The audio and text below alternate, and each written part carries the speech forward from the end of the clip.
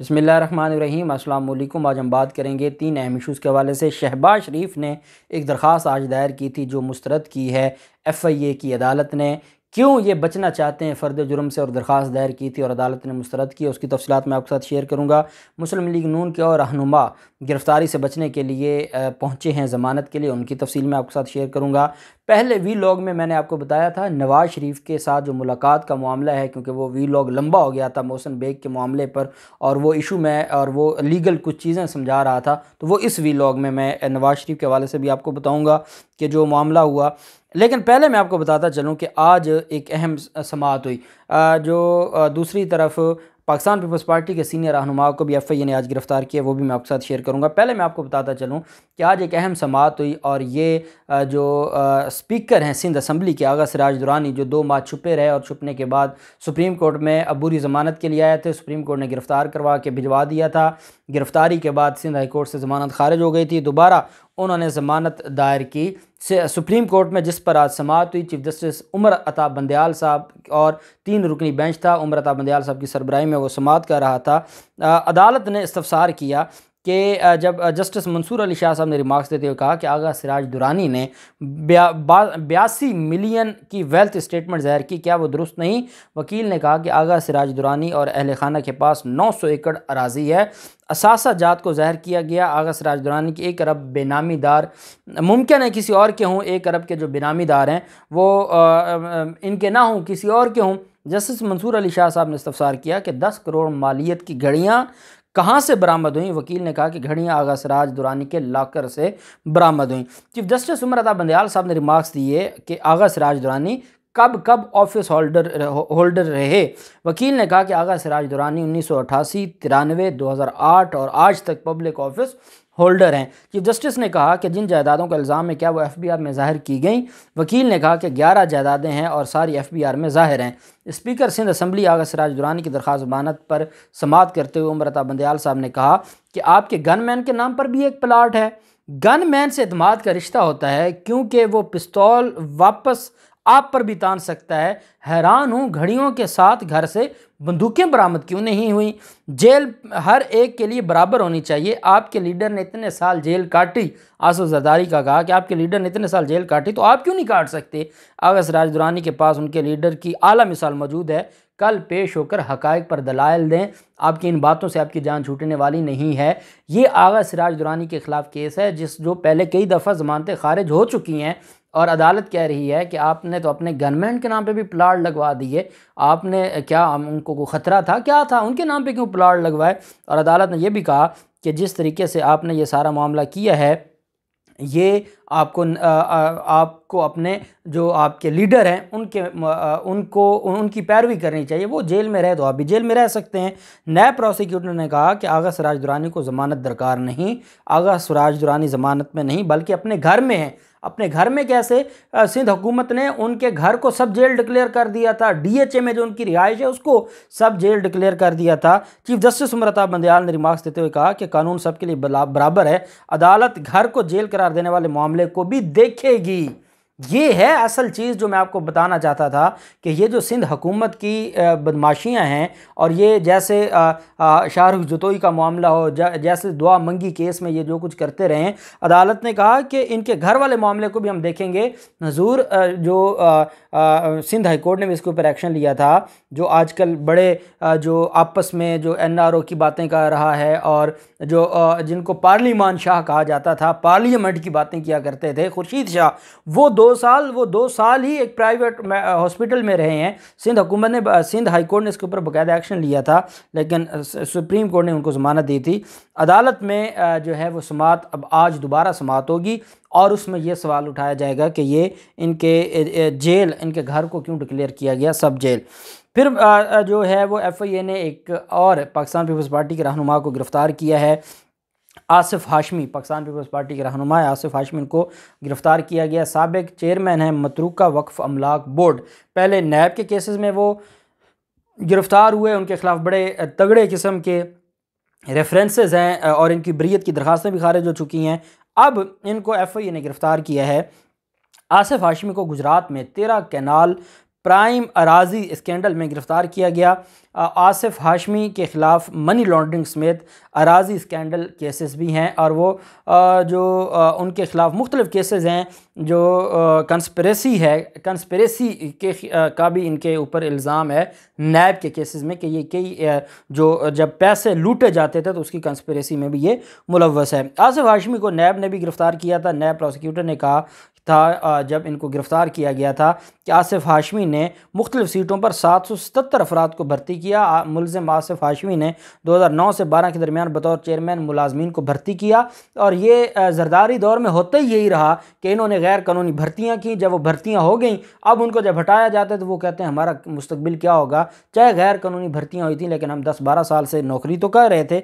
ये सारी चीज़ें हैं। अब FIA ने जो इनको गिरफ़्तार किया है, गिरफ़्तारी के बाद कल इनको जिस्मानी रिमांड के लिए अदालत में पेश किया जाएगा, और देखते हैं कि क्या इनका मामला होता है।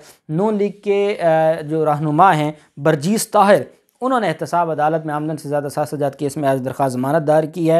एहतसाब अदालत में अबूरी ज़मानत पर समाअत हुई है। दरख्वास्त गुजार ने यह मौक़िफ़ अख्तियार किया कि आमदन से ज़्यादा साज़ात केस में नैब की जानिब से गिरफ़्तारी का खौफ है। नैब ने दोबारा तलबी का नोटिस जारी किया है। नैब ने मेरे ख़िलाफ़ एक इन्वेस्टिगेशन शुरू कर दी है। हर बार तलबी में पेश होता हूँ, ताहम नैब बिला जवाज़ गिरफ़्तार करना चाहती है। अदालत अबूरी ज़मानत दे। अदालत ने बरजीस ताहिर की जो अबूरी ज़मानत है उसको मंजूर करते हुए नैब हुकाम से 1 मार्च को रिपोर्ट तलब कर लिया उसके ख़िलाफ़ केस की। 1 मार्च को बरजीस ताहिर के ख़िलाफ़ केस की जो रिपोर्ट है वो पेश की जाएगी। नवाज़ शरीफ के बरतानवी मुआलिज से रब्ता किया गया है वफाकी हुकूमत की तरफ से अटारनी जनरल साहब के हुक्म पर, और जो उनसे ये कहा गया है कि अब तक के इलाज और टेस्ट रिपोर्ट्स का जायज़ा लेने के लिए उनके बरतानवी मुआलिज से डॉक्टर डेविड लॉरेंस से को ख़त लिखकर कहा गया है कि 22 फरवरी से 13 मार्च के दौरान मुलाकात के लिए वक्त और जगह से आगाह करें, ताकि वफाकी हुकूमत का नुमाइंदा आपसे बात करे। और ये जो नवाज़ शरीफ है वो पाबंद हैं अपने डॉक्टर को ये कहने के कि वो वफाकी हुकूमत के नुमाइंदे से मुलाकात करे।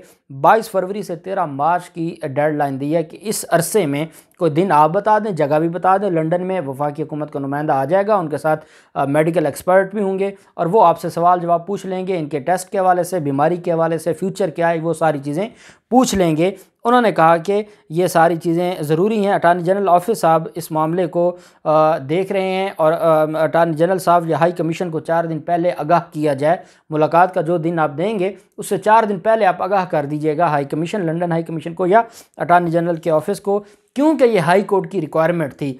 अटार्नी जनरल साहब हाई कोर्ट की रिक्वायरमेंट पूरी कर रहे हैं। वो कानून के मुताबिक वो बड़े मंझे हुए कानूनदान हैं, और लीगल पॉइंट्स होते हैं। एक लीगल पॉइंट है मेरी राय कुछ और हो सकती है, दूसरे वकील की अलग राय हो सकती है, लेकिन हकीकत ये है कि अटार्नी जनरल साहब का जो एक म्यार है वो मैं उनकी इस वजह से इज़्ज़त करता हूँ। कई चीज़ों के ऊपर इख्तिलाफ़ हो सकता है, लेकिन वो मंझे हुए कानूनदान हैं। अब देखें ना, फ़रोग़ नसीम साहब हैं, एतज़ाज़ अहसन साहब हैं, उनका मानना यह है कि फ़ौजदारी कानून केस कभी ख़त्म नहीं होते। जो मैं बात करता हूँ कि फ़ौजदारी केस ख़त्म नहीं होता, क्रिमिनल कार्रवाई ख़त्म नहीं होती, और वो काज़ी फ़ाइज़ा के ख़िलाफ़ किसी वक्त भी शुरू हो सकती है। लेकिन अटार्नी जनरल साहब कहते हैं कि पंजाब जो वफाकी हुकूमत का केस था वो ख़त्म हो चुका।